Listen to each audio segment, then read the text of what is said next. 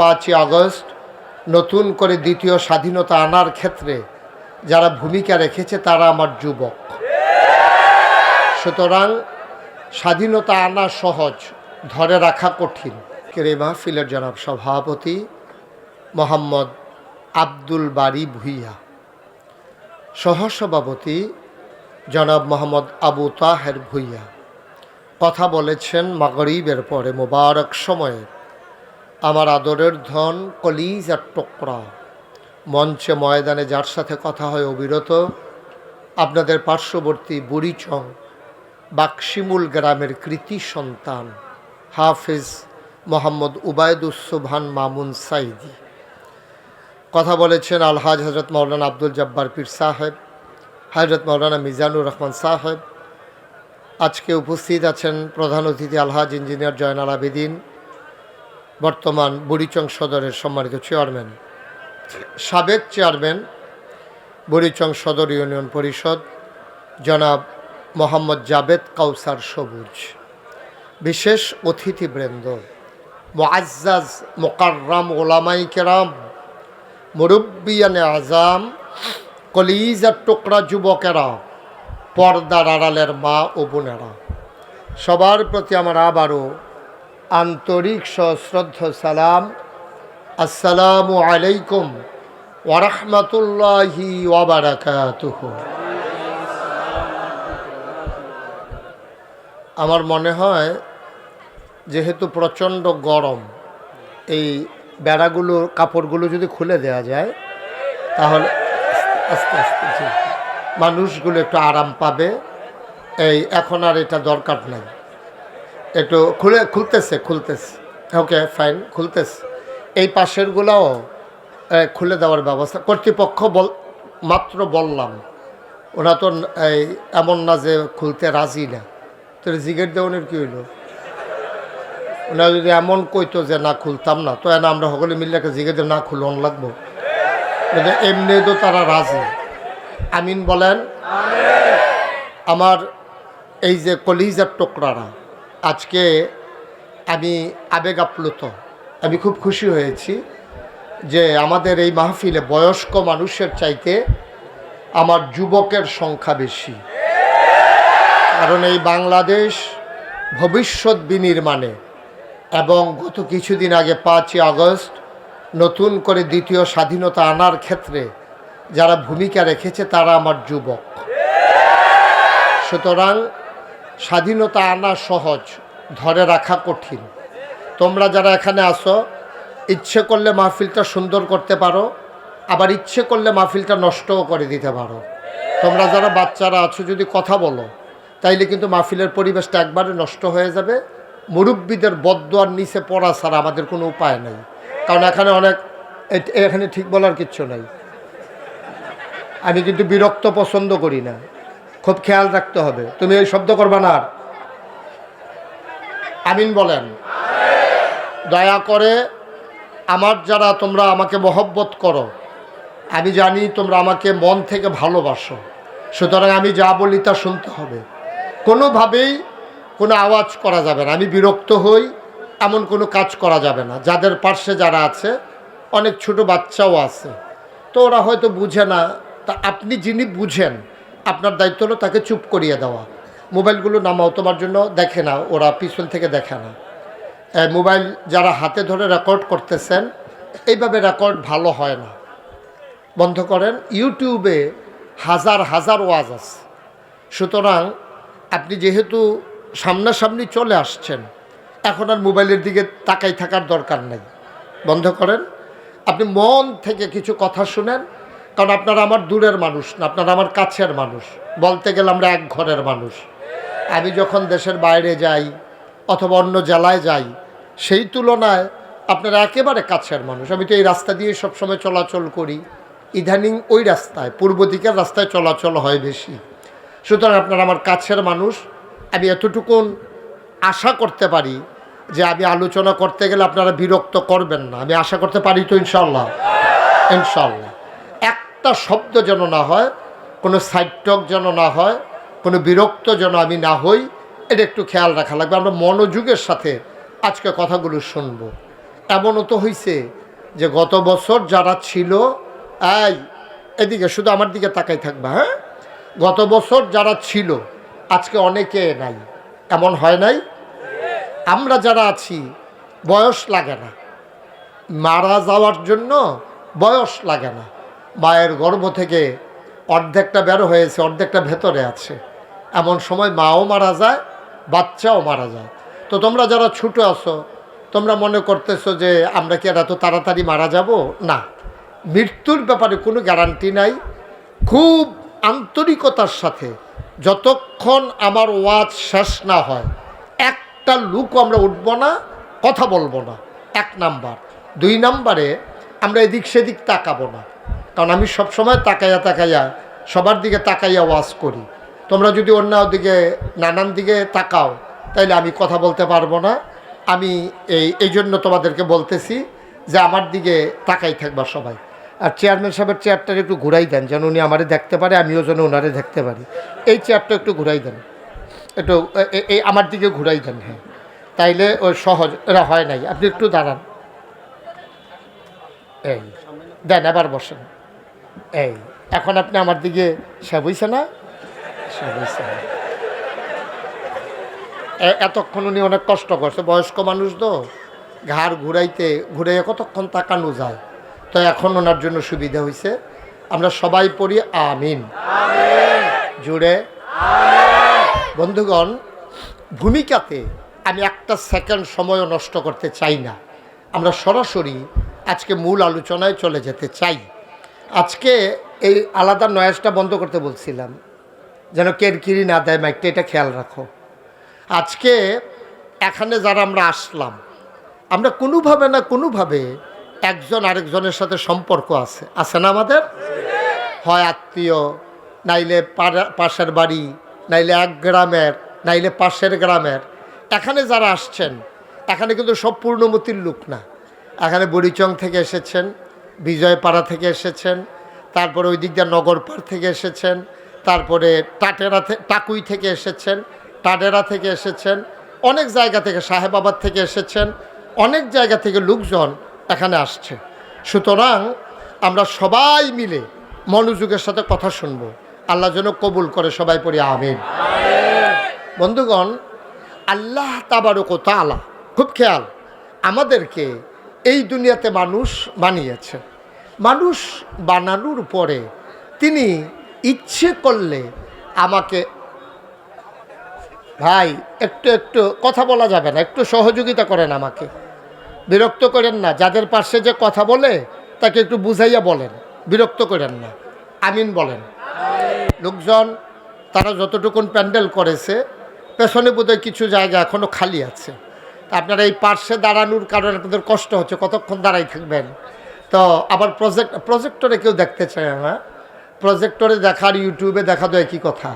কিন্তু সামনে ওরা জমিনে করতে চাইছিল, কিন্তু বন্যার কারণে জমিন যেহেতু এখনও পানির নিচে অথবা কর্দমাক্ত, ইচ্ছে করলেও তারা করতে পারে নাই। ভবিষ্যতে ইনশাল্লাহ যদি কখনো আসি, বড় ময়দানে আমরা সবাই মিলেমিশে সুন্দর পরিবেশে আমরা কথা শুনবো ইনশাআল্লাহ। আল্লাহ যেন কবুল করে, সবাই পড়ে আমিন। আমি বাংলাদেশে খুব কম জেলা আছে যেখানে আমি মাহফিলে যাই নাই, এবং কুমিল্লায় খুব কম গ্রাম আছে, উপজেলা বললাম না, গ্রাম। কুমিল্লা খুব কম গ্রাম আছে যেই এলাকায় আমি মাহফিলে যাই নাই। কিন্তু আমি পূর্ণমতি এখানে আসলাম, এর আগেও 2-1 বার এসেছি। তুলনামূলকভাবে পূর্ণমতি যত মাহফিল আমার করার কথা ছিল ওই পরিমাণে কিন্তু আমি ওয়াজ করি নাই, তুলনামূলক কম। কিন্তু আমি যতবারই এসেছি আমি দেখেছি এই এলাকার মানুষগুলো অতিথি পরায়ণ এবং সো জেন্টেল, খুব ভদ্র মানুষ। ওরা দুষ্টামি করে কিন্তু বিরক্ত করে না। বাচ্চারা দুষ্টামি করবে, এটা স্বাভাবিক। বাচ্চারা দুষ্টামি করা এটা আমি অপছন্দ করি না। দুষ্টামি তো বাচ্চাই করবে। এই যে ওনারা যদি কোনো আপনি দুষ্টামি করেন তো এটা কেমন দেখা যাবে? এটা খারাপ দেখা যেত না? কিন্তু বাচ্চা দুষ্টামি করবে, বাচ্চারা দুষ্টামি করবে কিন্তু বেয়াদবি করবে না। দুষ্টামি আর বেয়াদবি এক জিনিস না। দুষ্টামি করবে, বেয়াদবি করবে না। বেয়াদবিটা সাংঘাতিক খারাপ। তা আমার এই সোনার ছেলেরা, আমার এই কলিজার টুকরারা আমাকে সাহায্য করবে, সহযোগিতা করবে, এটা আমার বিশ্বাস আছে। আল্লাহ যেন কবুল করে, সবাই পড়ি আমিন। তো যেই কথাটা বলতেছিলাম, আল্লাহ তাবারক ওয়া তাআলা মানুষ বানানোর পরে আমাকে আপনাকে যদি চিন্তা করতেন যে আমার আব্বা আম্মাকে ইহুদি বানাবেন আর আমরা ইহুদির সন্তান হব, আল্লাহ পারতেন না? কথা বললেন, পারতেন না? এটা নামাও বাবা, এটা নামাও, মোবাইল রেকর্ড করা লাগবে না, ওই ইউটিউবে দেখে নিও, এটা হাতে নাও, পকেটে ঢুকাও। আমিন বলেন। আচ্ছা, আমাদেরকে খেয়াল করেন, আমি যখন যেটা প্রশ্ন করি জবাব দিয়েন। এটাকে বন্ধ করতে বলছি বাবা? না, দরকার নাই, লাইভ বন্ধ করো। কি হইল ভাই, এতক্ষণ কি বললাম? ওকে, তো যেটা বলতেছিলাম, আল্লাহ তাবারক ওয়া তাআলা আমাদেরকে ইচ্ছে করলে খ্রিস্টানের ঘরে জন্ম দিয়া খ্রিস্টান বানাইলেও পারতেন, পারতেন না? তিনি দেখেন কি আল্লাহ, ইহুদি বানাইলেন না, খ্রিস্টান বানাইলেন না, হিন্দু আব্বা আম্মার ঘরে জন্ম দিয়া আমাদেরকে হিন্দু বানাইলেও পারতেন, তিনি তাও করলেন। সুবহানাল্লাহ বলবেন না? মুসলমান মন দিয়ে শুনো রে ভাই, তুমি মুসলমান হওয়ার জন্যে কোনোদিন কারো কাছে দরখাস্ত দেওয়া লাগে নাই, কোনোদিন আল্লাহর দরবারে একটা খতম পড়ানো লাগে নাই, কোনোদিন তুমি দোয়া করা লাগে নাই। জন্মসূত্রেই মুসলমান আব্বা আম্মার ঘরে জন্ম দিয়া আপনাকে আমাকে মুসলমান বানাইছে। এটার শুকরিয়া যদি কিয়ামত পর্যন্ত হায়াত দেয় আর আমরা যদি আদায় করতে থাকি, এই শুকরিয়া আদায় করা যাবে না, ঠিক কিনা? এই জন্য আমি প্রায় বলি, পৃথিবীর সব গাছ কলম বানাইয়া, সাগরের সব জল কালি বানাইয়া, পৃথিবীর সব গাছ কলম বানাইয়া, সাগরের সব জল কালি বানাইয়া, তোমার গুণ যদি লিখে যাই আমি, তোমার গুণ যদি লিখে যাই আমি, হবে না, হবে না শেষ হে অন্তর্যামী। বলেন সুবহানাল্লাহ। আচ্ছা না বাতাস এভাবে করে, এইভাবে এভাবে ধরে, সবাই পড়ে না আমিন। উনি বাতাসের ভিতরে নিজেরও শরীক রাখতে চায়, লাগে না তো আমার গায়ে, কোথায় দিতেছেন? আহা, এই থ্যাংক ইউ। এমনি এমনি চেয়ারম্যান হইছে না, মার্শাল্লাহ। দেখছেন, উনি বুঝে ফেলছে। আপনি যে আমার গায়ে, আপনি বুঝেন না, আমার বরাবর দেন। সবাই পড়ে না আমিন। আরে ওনার বাতাসটা লাগে না, একজন অন্য একজন দেন তো, বুঝতেছে না উনি। আগে কি উনি দিছিলেন, আপনি দিছিলেন? আপনি, এই তো, হ্যাঁ ঠিক আছে। এই যে আমি তো কই আগেরটা লাগছে, হনেরটা লাগে নাকি রে? বদলাইছে, বদলাইছে দেখি হেবারটা লাগে না। বসেন, অসুবিধা নাই, সবার অভিজ্ঞতা একরকম না তো। ওই ওরা তো আগে থেকে খেদমত করে, আলেম মানুষ, ওরা বুঝে। আমিন বলেন, জুড়ে বলেন, আরো জুড়ে। তাহলে শুকরিয়া আদায় করে কি শেষ করা যাবে? এই আল্লাহ কত নিয়ামত। আচ্ছা, আপনি কোন শুকরিয়ার আদায় করবেন? দেখেন, এই যে মিনারেল ওয়াটার, এই এক বোতল পানির দাম এখন 20 টাকা। কত টাকা? 20 টাকা। এক বোতল পানির দাম এখন 20 টাকা। এটার ভিতরে হাফ লিটার পানি আছে, মানে আমরা যেমনি আদাসের কইলে বুঝি, আজ্জের কইলে বুঝি আর কি, হাফ লিটার। জি, হাফ লিটার পানি এখানে আছে।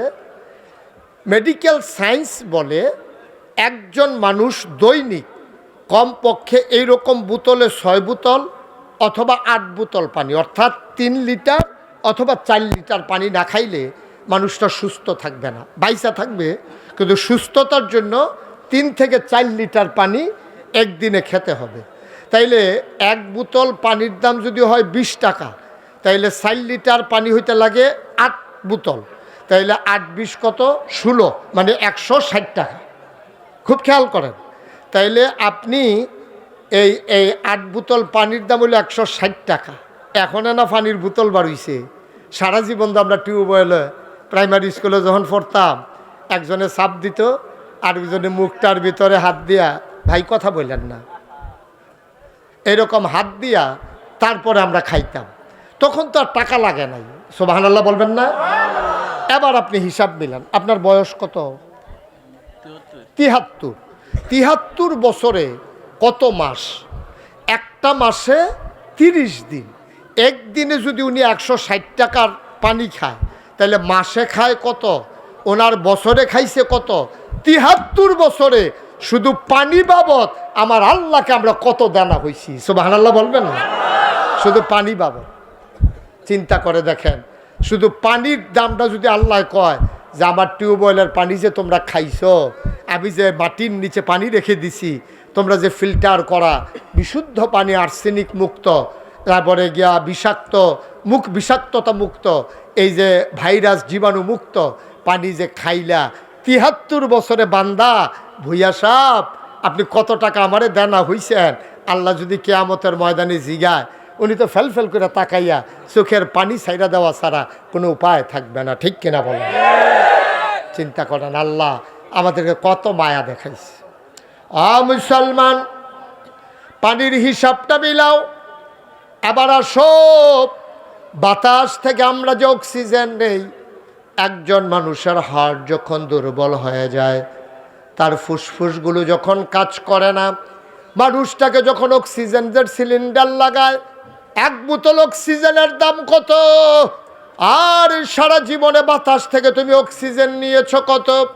সবগুলো যদি হিসাব মিলাইতে চাও, ব্যাংকের জমানো টাকা শেষ হয়ে যাবে, জমিন বিক্রি করা যাবে, তোমার পেনশনের টাকা দিয়ে দেওয়া লাগবে, পানি বাবদ, বাতাস বাবদ আল্লাহকে দেওয়া ঋণ তোমার পরিশোধ হবে না, ঠিক কিনা?